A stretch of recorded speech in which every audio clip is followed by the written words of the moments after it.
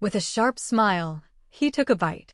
But before swallowing, a ruthless glint flashed in his eyes. He put down his chopsticks and stood up. "I'm full," he said, and headed towards the living room. He was afraid he'd ravage her again like 4 years ago. But now she had a mission, and he couldn't. After finishing her meal and cleaning up, Luna remembered to water the plants and hurried to the backyard. When she returned, Jasper was on the sofa watching TV. She decided to go back to the bedroom. Jasper called out, "Luna, come here." He pulled her into an embrace and kissed her. Luna hadn't expected his sudden intensity. "Jasper, aren't you tired?" She managed to push him away.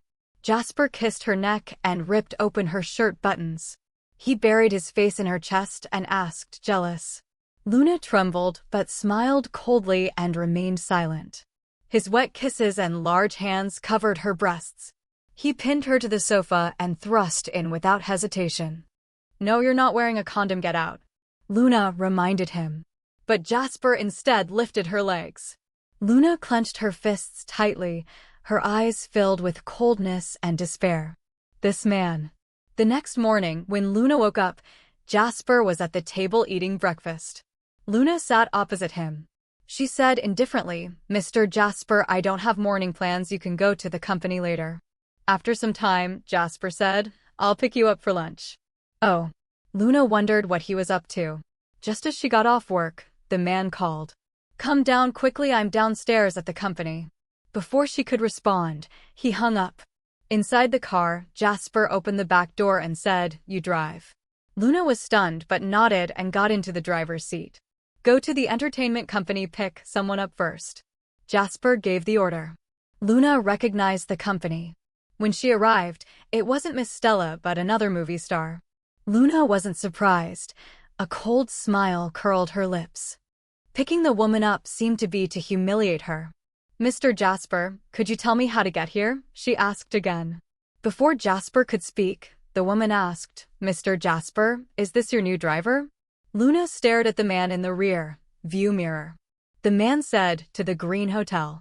Luna looked away, her smile fading, replaced by coldness. She floored the accelerator and drove. In the back seat, the woman teased Jasper. The man remained unmoved, saying, "Don't rush, we'll be at the hotel soon."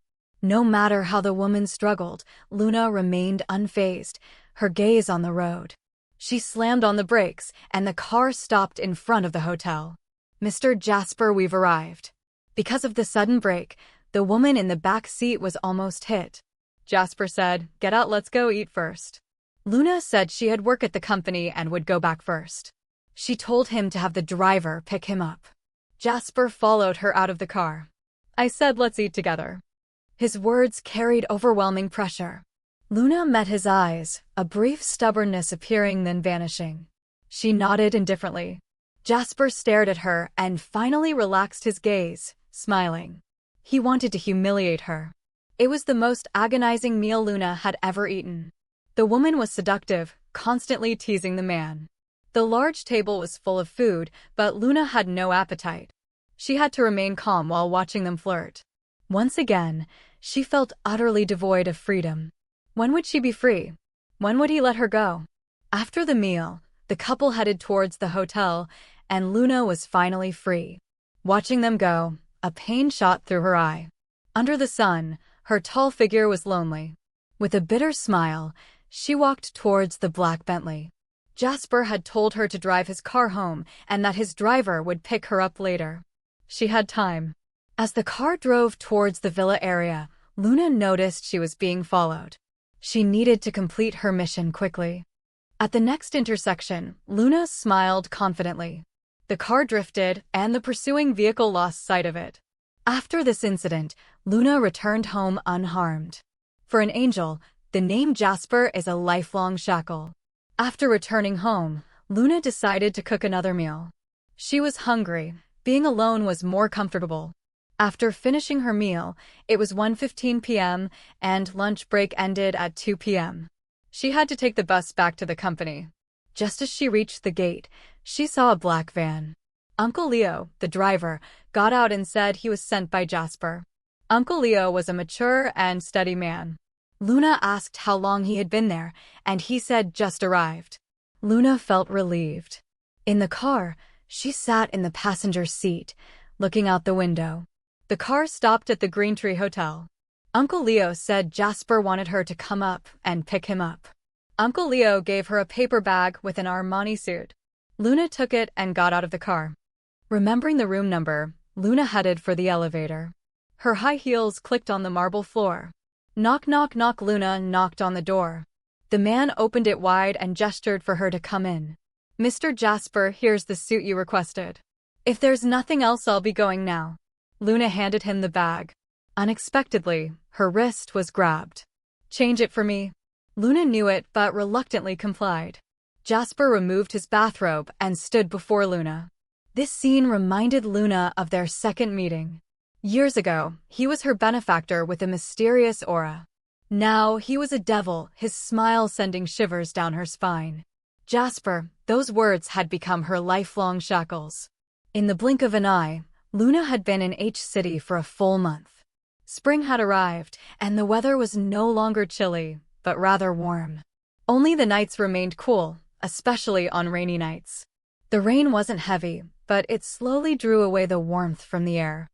On the most famous long bridge in H City, a man and a woman stood at the edge of the bridge, where there was no wall. From a distance, their two figures, standing on the very edge, seemed precarious, as if a gust of wind would send them tumbling into the icy river. A gust of wind ruffled Luna's straight, jet black hair, making it shimmer and possess a fragile, ethereal beauty. Suddenly, a chilling smile appeared on Jasper's lips. Luna, your face is so beautiful it makes me hate it.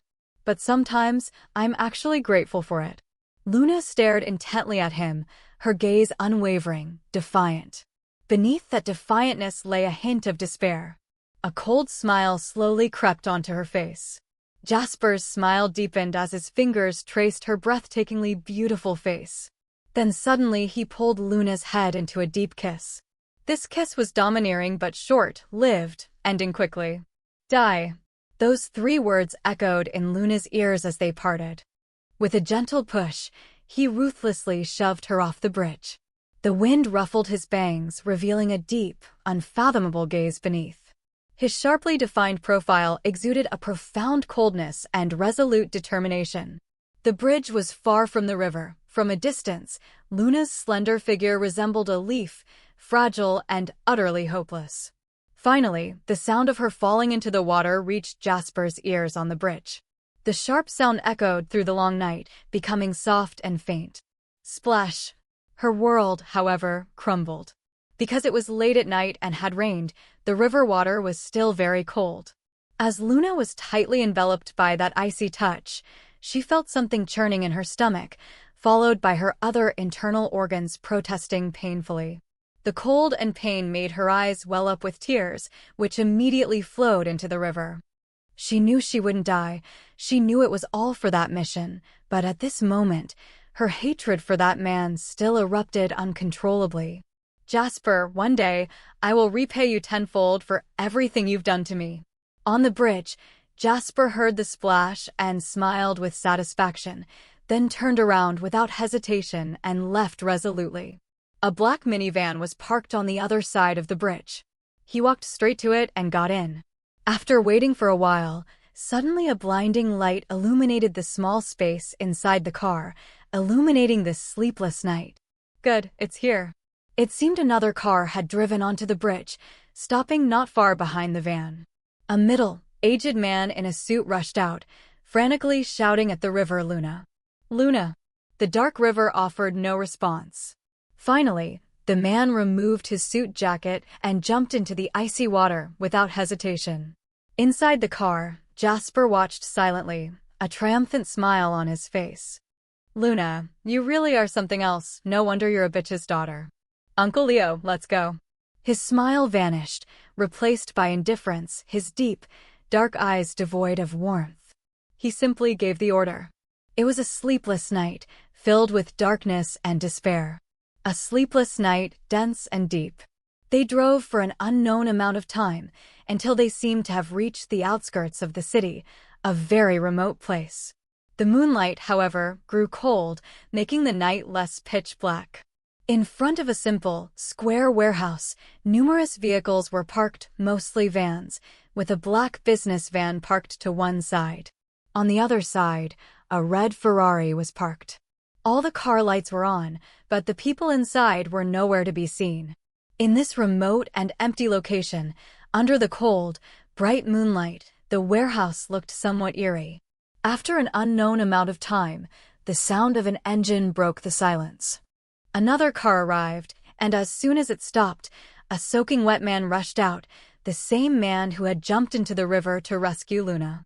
He seemed to be in a hurry to do something, rushing towards the warehouse without hesitation. Bang!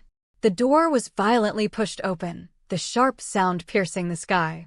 Inside the car, Luna was stung by the light emanating from the warehouse and instinctively raised her hand to cover her eyes. When she opened her eyes and lowered her hand, the man had already disappeared into the warehouse. Taking off the man's coat, Luna reached for the pistol at her waist, and after confirming it was safe, she opened the door and got out of the car. Soaked to the bone, even a slight breeze made her shiver. Taking a deep breath, Luna slowly began to walk towards the warehouse. In the cold moonlight, her figure gleamed faintly, tall and capable, yet now carrying a hint of resolute determination. She looked exactly like a warrior, or perhaps an assassin. Heartless, ruthless. The warehouse was spacious, almost completely empty. In the center, a smartly dressed man with a chilling smile sat in a chair, legs crossed, long fingers supporting his handsome face.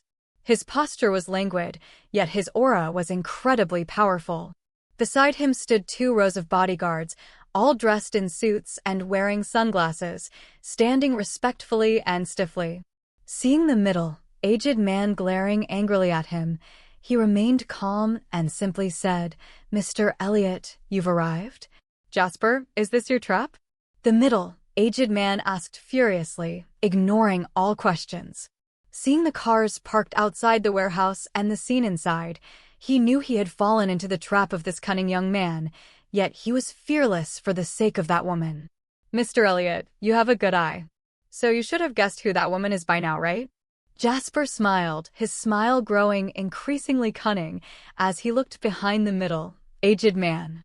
The middle, aged man froze, then looked behind him, and a wet figure immediately came into view. Her hair was still wet, strands clinging to her fair neck, possessing a fatal allure. Seeing her slowly raise her hand towards him, pointing a pistol at him, the middle, aged man's eyes widened in astonishment. "Luna, you?" Before he could finish, Luna pulled the trigger, the bullet instantly piercing his chest. Still in that surprised and stunned state, the man fell straight down. Just like that, Luna's mission was perfectly complete. Jasper's gaze lifted from the man's corpse on the ground, landing on the pale face. His smile remained cunning and cold throughout. This woman, without hesitation, had killed the desire that had consumed him for the past month, her deep eyes showing no emotion or sorrow. Instead, only coldness.